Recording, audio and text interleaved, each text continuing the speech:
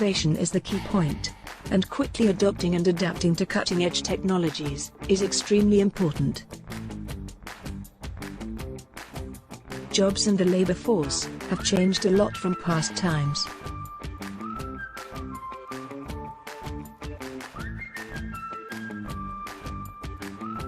Industry 5.0 is reality, but how did we come so far with technology? Let's have a look at the technological transformation over time.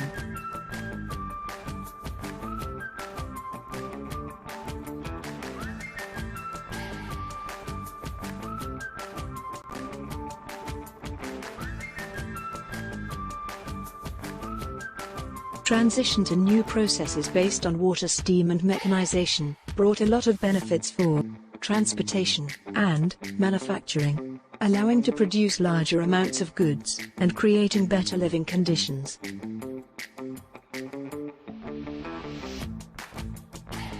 Industry 2.0 started with the Second Industrial Revolution, occurring mainly in Britain, Germany, and in the United States. The society saw the spread of electrical technologies, which allowed for even greater production and more sophisticated machines.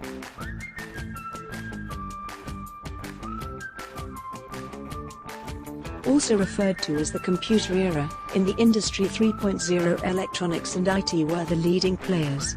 These technologies led to advanced automated systems in production to perform tasks, especially in the assembly, which once were destinated to human hands.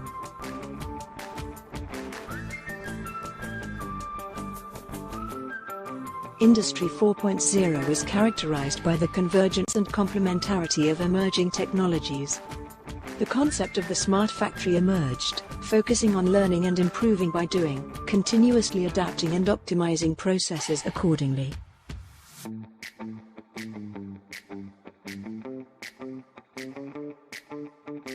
The strengths of Industry 5.0 is the collaboration and complementarity between humans and machines.